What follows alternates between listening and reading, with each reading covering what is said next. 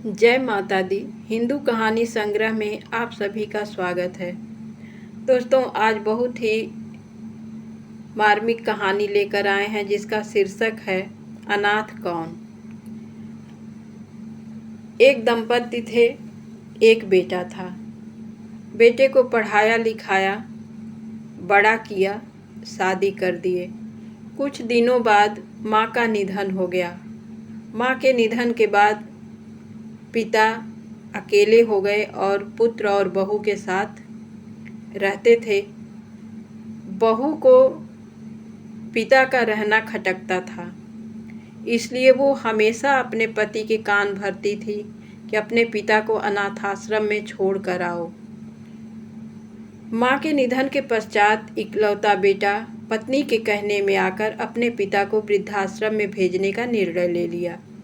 पिता के समस्त भौतिक वस्तुएं, उनका सारा सामान समेत वो एक ईसाई पादरी द्वारा संचालित, जो कि वृद्धाश्रम को चला रहे थे, उन्हीं के आश्रम में अपने पिता को लेकर गए। काउंटर पर बैठी क्लर्क ने बहुत से विकल्प दिए, टेलीविज़न, एसी, शाकाहारी, मांसाहारी इत्यादि। पिता ने एक वक्त का सादा भोजन के लिए हाँ कहकर बाकी सारी चीज़ों के लिए मना कर दिया। पुत्र पिता का सामान कार से निकालने बाहर गया। तभी पत्नी ने फ़ोन किया, ये पता लगाने के लिए कि सब कुछ ठीक से निपटा या नहीं। इस बात के लिए पति को जोर देकर आगाह किया कि उसके पिता को अब त्योहारों पर भी घर आने की ज़रूरत नहीं है। क्रिश्चियन पादरी बाहर आए, पिता को देख उनकी ओर बढ़ गए और उनके दोनों कंधों पर हाथ रखकर बात करने लगे। इस दौरान पिता हिम्मत से मुस्कुराते रहे।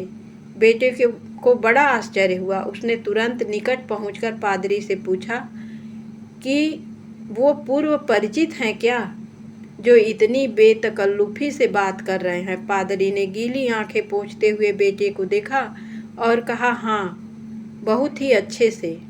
आपके पिता 30 साल पहले यहाँ आए थे और एक बच्चे को यहाँ इस आश्रम से गोद लिए थे। बेटा अवाक था।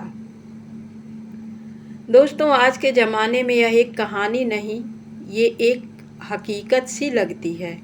हर घर में माँ बाप की यही कहानी है।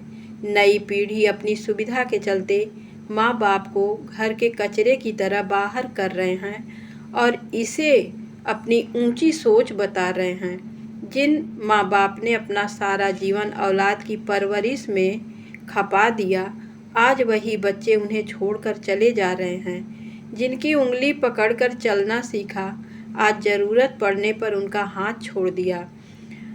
बड़े बड़े मंदिरों में जाकर लंगर और भंडारा करते हैं और अपनी माँ को एक रोटी देने में भी उन्हें नागवार गुजरता है। माँ अपने बच्चे से दो बात करने के लिए तरसती है। सभी दोस्तों से निवेदन है कि अपने